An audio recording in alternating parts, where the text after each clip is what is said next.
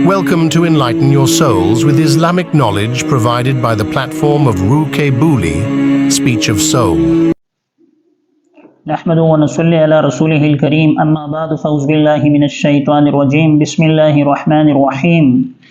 وعن ابی موسیٰ اشعری رضی اللہ تعالی عنہ عن رسول اللہ صلی اللہ علیہ وسلم قال ان اللہ تعالی ليطلع في ليلة النصف من شعبان فيغفر لجميع خلقه إلا لمشرك أو مشاع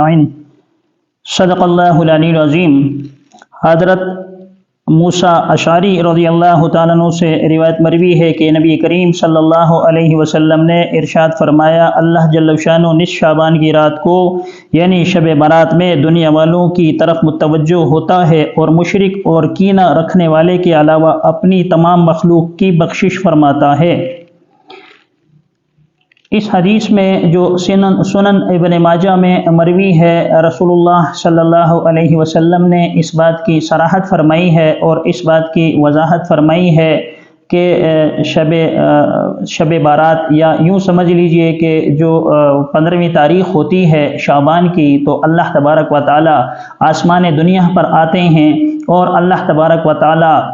ہر شخص کی مغفرت فرما دیتے ہیں سوائے 2 افراد کے۔ اس حدیث میں 2 کا ذکر کیا گیا ہے، بعض روایتوں میں اس سے کچھ زیادہ افراد کا تذکرہ بھی ملتا ہے۔ اس حدیث میں رسول اللہ صلی اللہ علیہ وسلم نے اس بات کی وضاحت فرمائی ہے اور اس طرف لوگوں کو گامزن کرنے کی کوشش کی ہے کہ اللہ تبارک و تعالی سارے انسانیت کی جتنے بھی مسلمان ہیں، اللہ تبارک و تعالی سب کی خطاؤں کو معاف فرما دیتے ہیں اور اللہ تبارک و تعالی سب کی بخشش فرما دیتے ہیں سوائے 2 افراد کے۔ ایک وہ شخص جو مشرک ہوتا ہے، یعنی جو اللہ تبارک و تعالیٰ کی ذات میں یا اللہ تبارک و تعالیٰ کی صفات میں کسی کو شریک ٹھہراتا ہے، تو اللہ تبارک و تعالیٰ ایسے شخص کی مغفرت اور بخشش نہیں فرماتے۔ اور دوسرا شخص وہ ہے کہ جس کے دل میں کینہ ہوتا ہے، یعنی بغض ہوتا ہے کسی دوسرے انسان کے لیے، یا حسد کی صورت میں یا اسی طرح کسی کی برائی چاہنے کے اندر، تو اللہ تبارک و تعالیٰ ایسے 2 اشخاص کی وہ مغفرت نہیں فرماتے ہیں۔ اس کے علاوہ دوسرے جو افراد ہیں،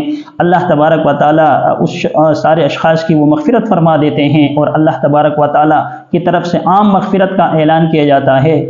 بعض محدثین اس بارے میں فرماتے ہیں اور کچھ حدیثیں بھی اس متعلق وارد ہوئی ہیں کہ رسول اللہ صلی اللہ علیہ وسلم نے ارشاد فرمایا، جب یہ شب آتی ہے تو اللہ تبارک و تعالی آسمان دنیا پر آتے ہیں۔ آسمان دنیا سے مراد وہ آسمان ہے جسے پہلا آسمان کہا جاتا ہے، جو ہماری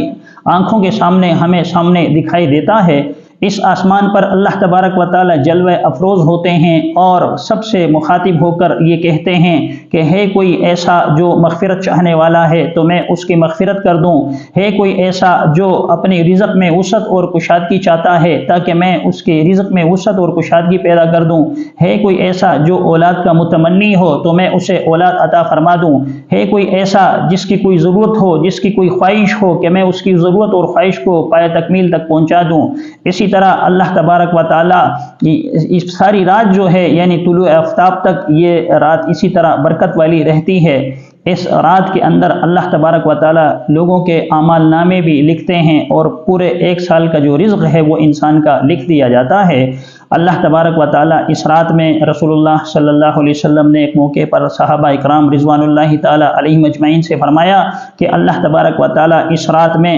وہ لوگ جو دنیا میں پیدا ہونے والے ہیں ان کے بارے میں بھی لکھ دیتے ہیں، وہ لوگ جو دنیا سے کوچ کرنے والے ہیں یعنی جن کے اوپر اس سال میں موت آئے گی، اللہ تبارک و تعالی اس کے بارے میں فرشتوں کو آگاہ فرما دیتے ہیں۔ اسی طرح جن لوگوں کا جتنا رزق مقرر کیا ہوتا ہے، اللہ تبارک و تعالی وہ سارے فرشتوں کو بتا دیا جاتا ہے کہ فلاں شخص کی روزی اتنے وقت تک ہوگی اور اس کے بعد اس کی روزی اس سے چھین لی جائے گی، یعنی اس کی موت واقع ہو جائے گی۔ اسی طرح یہ رات ساری کی ساری برکت والی ہے، تو ہمیں چاہیے کہ اس رات میں یعنی شب برات میں اللہ تبارک و تعالی کی زیادہ سے زیادہ بندگی کریں اور اگلے دن یعنی 15ویں شعبان کو جب اٹھیں تو روزے کی حالت میں ہوں یعنی روزہ رکھیں، تو اللہ تبارک و تعالی اس سے بہت زیادہ راضی ہوتے ہیں۔ یہ اللہ تبارک و تعالی کی رضامندی کا باعث بنتی ہے۔ لہٰذا ہمیں چاہیے کہ اس رات